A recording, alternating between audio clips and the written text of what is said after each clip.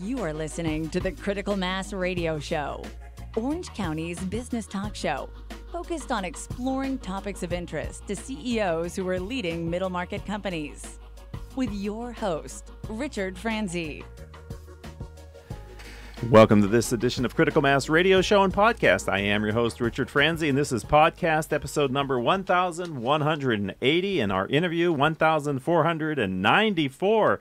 In 1970, Tony Asali came to the U.S. from Beirut, Lebanon, with only $28 in his pocket. He has written his story of entrepreneurial success in his first book, Catch the White Tiger.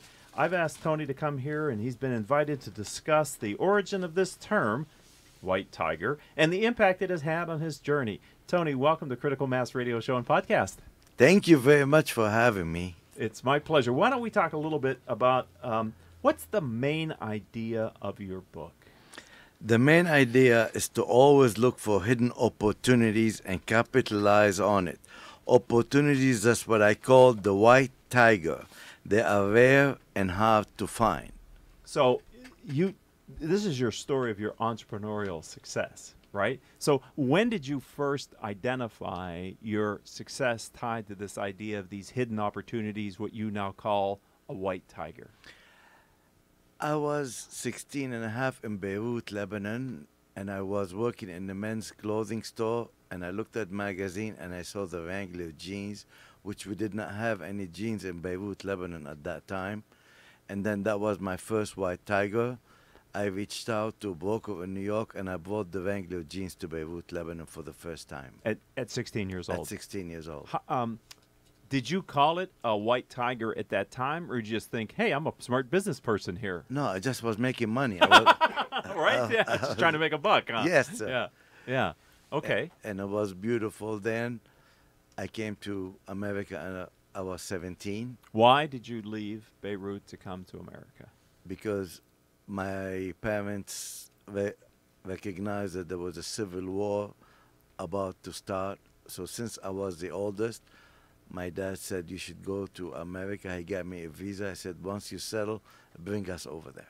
So I came in with $28 in my pocket. So $28, and what year was that? 1970. 1970. So $28 was a little bit more than it is today, but $28 is not a very much amount of money to land in the United States and find your way with. No, it wasn't, but I wasn't worried or afraid very much. Yes, Okay. I was a little bit, Yeah. because I've always had the ability to recognize rare opportunities and seize on it and capitalize on it. That's what I call the white tigers. So do you remember when you got off that plane? Yes. And do you remember what you felt or thought at the time you put your foot on the ground here? What I did in Boston, Massachusetts, and I took taxi, and I was looking at the houses. I thought they were shacks, because in Beirut, Lebanon, I come from, all it was is buildings. After we left Boston, I was looking at these houses, and they did not look. I said, oh, my God, what's going on? Uh-huh. But then I got adjusted very fast to it, and it's beautiful. Right. And how long did it take you to bring your family from Beirut to the States? 6 years. Okay. Did you bring them all at the same time? Yes. Okay. And it was really amazing the way I brought them, because in 1975, I saw a news report that some militants started to sniper the Christians that live in churches, and I was really scared because I couldn't reach my parents anymore, not by phone or by mail. So I panicked. I thought I'm never going to see my family again. So then another white tiger came into head. I took a pen and a paper, and I wrote to the American ambassador in Greece, which is another country next to Lebanon. And I said, gave him my name, my parents' name, the passport number, the birth date, and I told him, I only have you on earth and God in heaven. I want you to find my parents and bring him to Greece, put him in a hotel and give him a tourist visa and send him to me. And once the civil war is over, they're going to go back. And I put it in the mail 1975. And on beginning of September, I got this phone call at 4 a.m. from my parents. They were in Greece. Oh, my goodness. This gentleman found them during the war, brought them to Greece in a boat, put them in the hotel, gave him a tourist visa. Just as you had asked him to. Just like I asked him to. Powerful. So I went to the flower shop, and I bought him the biggest bouquet of flowers that they can make and send it to him. Oh. And my dad said, we'll be in Boston, Logan Airport, September 6, 1976. Wow. That was the happiest day of my life. That's awesome. So let's get back to your book, and we're talking with Tony Asali, and we're talking about his book, Catch the White Tiger.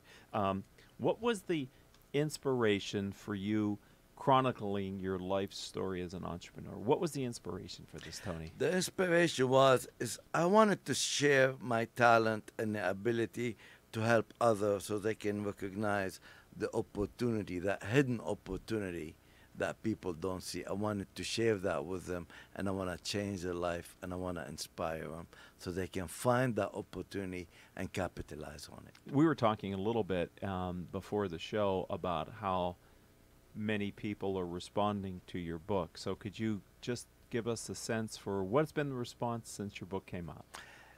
It's a lot better than what I expected. That's nice. Everyone that read my book, I've been getting phone call, text.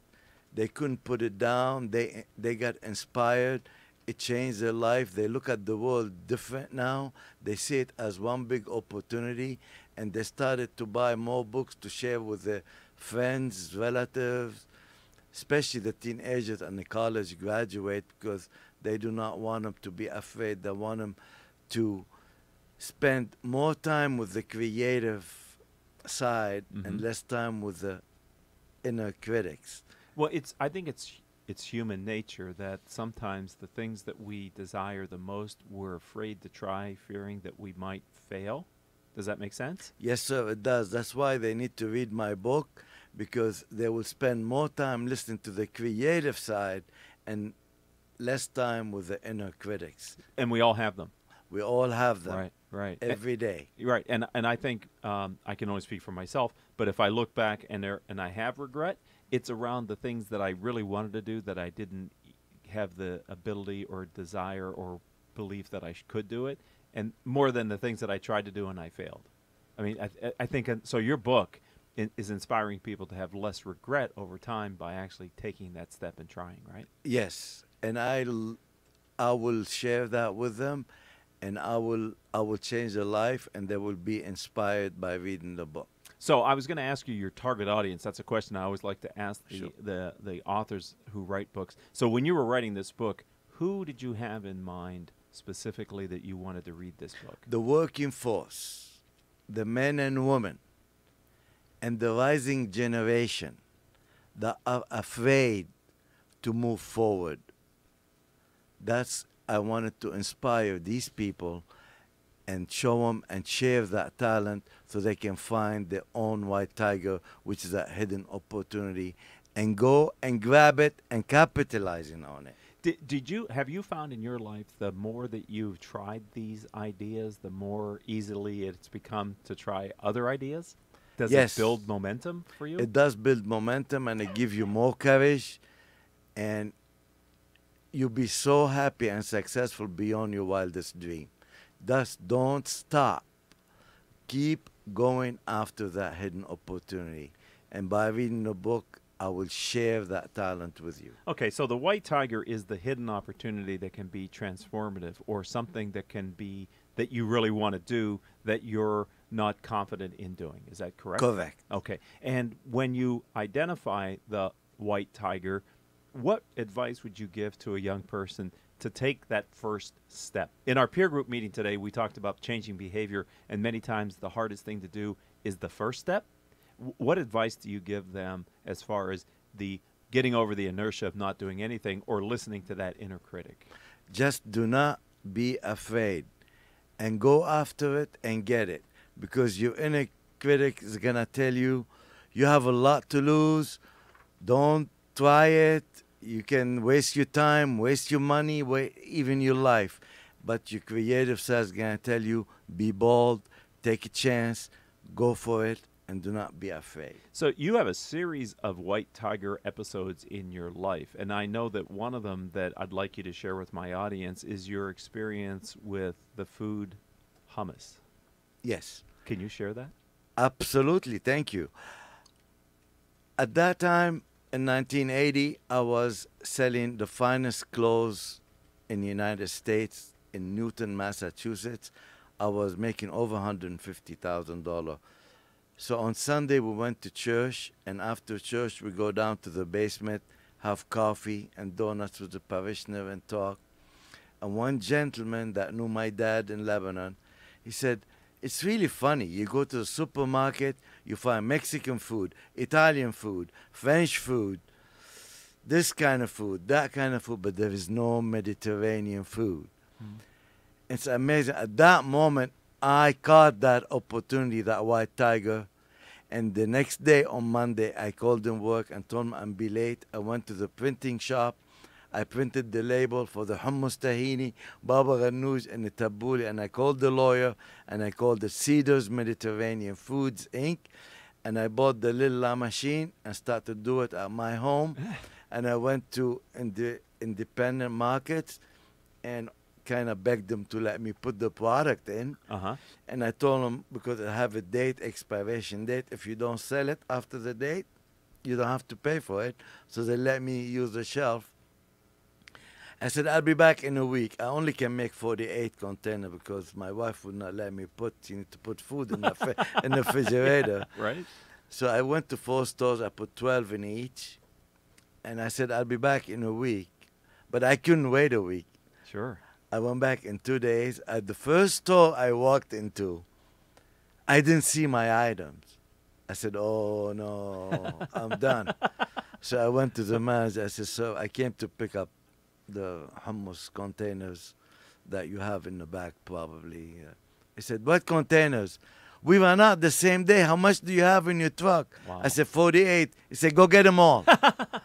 So within 6 months, we made our first $1 million in the hummus. And after 4 years, sold it and moved to California and started the same thing with a small la machine. Oh, so before that encounter at the church basement, had you thought about creating and becoming a food entrepreneur? No, sir. Never thought of it. So is that the essence of the idea of a white tiger, is to recognize it even if it's not in your field of view historically? I mean, that's sort of what I'm taking away from this story, Tony. Yes. I mean, there's a lot of reasons that somebody would have said, are you crazy giving up a 6-figure job to go make food? What do you know about making food? Nothing. I was called crazy. But that's the hidden opportunity that I was talking about. Okay. That one word that says there is no Mediterranean food in the market, the only thing in my mind that came in is the hummus, because the hummus have more protein than meat. If you run out of meat, you use garbanzo beans. So you are an entrepreneur in your core. If we go back to you at 16 years old, importing jeans, I'm sure that wasn't an easy thing to figure out. I'm sure you didn't look in the yellow pages and find the phone number to call, right? That took some effort. No, sir. It took 3 days for somebody to give me the phone number. And I was very scared. I was very scared to call that gentleman in New York. And I made a good deal with him. And I made a good deal with the owner of the clothing store. So I'll get half the profit by let me display my jeans in the store. So we're talking with Tony Asali, and we're talking about his first, but maybe not only first book so far. The title is Catch the White Tiger, and I'm really trying to understand, and you're doing a good job helping me too, the concept of a white tiger and how that's a transferable knowledge that you can pass on, certainly by reading his book and the different experiences, and I'm just trying to pick up on a couple of them. But the common theme that I'm hearing, and I've heard you speak in public, and he is a public speaker as well, so if you're interested, you can always hire Tony to talk about the book as well. I know you're going to be speaking later this week. The idea is recognizing a good idea from a business perspective and then immediately taking action to make it happen. Yes. Because you didn't know anything about food. You had no distribution channel. the reasons why you should not have done that are way longer than the reasons why you're inspired to do it, right? Right. See, if you do what you're supposed to do and you follow your purpose and believe in yourself, just like the whole universe conspires and give you everything you need to succeed. So keep following your instinct, believe in yourself, silence your inner critics, and keep listening to your creative side, and you'll be very successful. So let me ask you a question. It's not in the script. It's just I'm reacting to what I'm hearing you say. Before we started this interview, I clearly identified the white tiger as that hidden opportunity that you take action against. But I think a part of the white tiger is innate inside of you. I mean, is it fair to assume that part of the white tiger is you? It is fair because I go for it immediately, and I don't think about it, and I don't analyze it. I just go forward. The minute I see it, I go forward. And so how do you not get taken advantage of then when you're sort of, you know nothing about the food service business, you knew nothing about selling jeans, you knew nothing about many of the things that you write about in your book, but you figured it out. Why do you think life has been beneficial to you where you haven't had someone who took advantage of young Tony Asali who didn't know any better? Well, people did not take advantage of me because, number one, I did not have time, and I know I would succeed in everything. You have to have confidence in yourself. Okay. I took this, after being in America about 6 months, I took this girl out on a date to take me to a fine restaurant because I did not know where they are, and I did not have money at that time to go to any restaurant except McDonald's. So she took me to this fine restaurant. I want to impress her. I asked the waiter, can you please send the sommelier? And he said, "Sommelier what?" Mm. And I said, "Sorry, the wine steward." So right away, he said, "We didn't have any of those." At that moment, I recognized and I caught the second white tiger in America. And I went the next day and I talked the general manager to let me be that wine steward. And the minimum wage was 80 cents an hour. I was bringing home $500 a week by selling wine to the tables. So just that opportunity again. Right. So I did not know nothing about wine, but I know you give red wine with meat, Yeah, right. white wine with chicken, rosé with fish. So Right. And that's good for the restaurant because now they're selling more wine, which is probably a very profitable item for them to sell, and they were willing to give you part of the profits. I sold out in 4 months. I sold every single bottle of wine that they had. So totally changed kind of their business model then Totally. for them as well. Totally. So I continue to believe part of the inspiration of this book is not only being aware as an entrepreneur to business opportunities when they present themselves, but also having that innate white tiger in you, which is this confidence that you're talking about, belief that if you do it, you're going to be successful at it. And I always look for that hidden opportunity. And I keep looking. It doesn't matter what I'm doing. Successful, I keep looking for when the opportunity comes, I take it. I don't waste it. I grab it and I seize on it. And that's everything I've done is very unique and different. So I was mentioning earlier that in addition to being the author of this book and guests on radio shows and podcasts like Critical Mass Radio Show and Podcast, you're also a keynote speaker and you're being hired to go out and kind of deliver this message. Talk a little bit more about having captured this white tiger, which is writing this book. Where is it leading you now in this part of your career? Yes, because I wanted to share that talent and that ability to find the white tiger. I'm willing and able to do speeches to companies and help the sales force not just reach the goal, just successfully reach the unreachable. So you can find me on TonyAsali.com. I'm going to ask you to spell that in a minute. Okay. And I would love to share that knowledge with everybody. So if someone wants to buy your book, Tony Asali, where would they find it? Where do you ask them to go to get it? They will find it on Amazon. Of course. And it's hard copy and Kindle. Okay. And now we're working on an audio. We haven't got that yet. A lot of people like the Audible books, the audio books. They're very popular. Okay, so, but really a place to go to learn about the whole you as a speaker and author is TonyAsali.com. How do you spell Tony Asali? TonyAssali. And my cell number is 714-227-8522. I'm willing to talk to anybody. I find it good to give your number again. It's helpful when people are writing it down to hear it a second time. What's your phone number? 714-227-8522. Well, I want to thank you for being a friend of the program, a part of the critical mass community, sharing of your precious time to talk about your latest White Tiger, your new book. I'm so happy for you and glad it's being so well received. Thank you for being a friend of the program, a part of the community, Tony Asali. I'm honored to be part of Critical Mass, and thank you so much for having me on.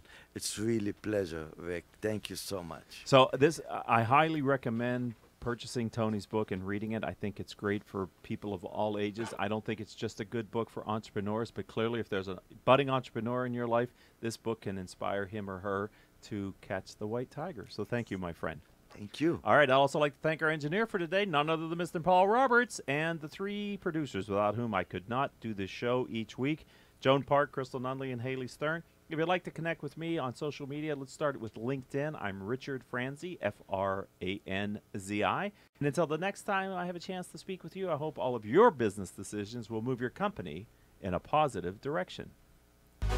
You have been listening to Critical Mass Radio Show Business Talk Show, focused on exploring topics of interest to CEOs who are leading middle market companies.